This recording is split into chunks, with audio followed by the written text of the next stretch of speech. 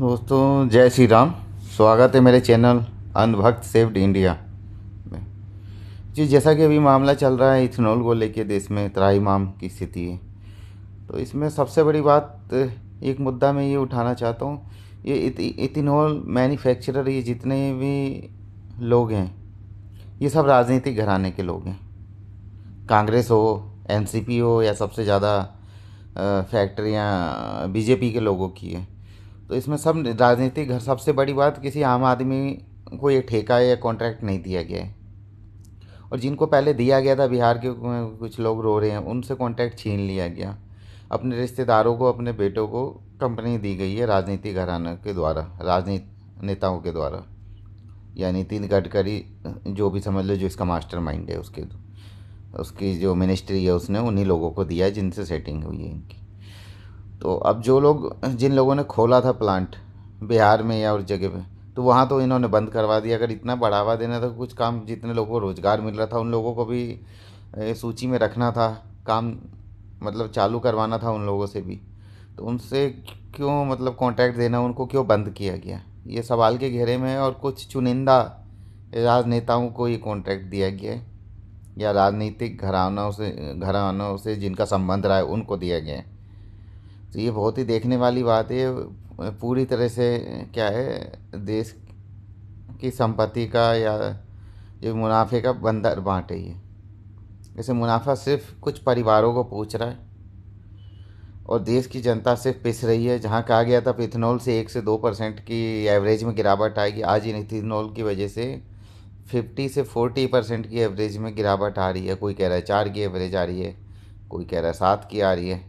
Car ख़राब कर दी इन्होंने, लोगों की गाड़ियाँ ख़राब कर दी। 50-60 लाख से लेके जिनके 1-1 करोड़ तक की गाड़ियाँ, जो बेचारे 40% टैक्स पे करते हैं बाहर की लग्जरी गाड़ियों पे, उन लोगों को बर्बाद कर दिया नितिन गडकरी ने। देश का इसको सबसे पहले बाहर करके इथेनॉल को फ़िलहाल बंद कर देना चाहिए, या 5% कर देना चाहिए। और जो नॉर्मल पेट्रोल है वो भी बिकना चाहिए साथ में। जिसको ये वाला लेना होगा वो इथेनॉल वाला लेगा, जिसको नहीं लेना होगा वो नहीं लेगा। क्योंकि उस तरह की गाड़ियाँ अभी बनी नहीं है इंडिया में जो प्रॉपर इथेनॉल से मतलब चल सके सही तरीके से। जब ये सिस्टम में लागू हो जाएगा, पहले सरकारी गाड़ियों पे लागू किया जाए 1-2 साल। जितने राजनेता है, सरकारी घराने के लोग हैं, जिनके बच्चे यूज करते हैं सरकारी गाड़ियों को, है ना, जितने भी अधिकारी लोग हैं हर विभाग में, वो सरकारी गाड़ियों को अपने घर में भी यूज करते हैं मुफ्त में जनता के पैसों से। पहले वहाँ इस्तेमाल किया जाए इसका ढंग से, तरीके से। फिर जब वहाँ सक्सेस हो जाती है 1 साल 6 महीने में, तो फिर आम लोगों पे थोपा जाए धीरे धीरे।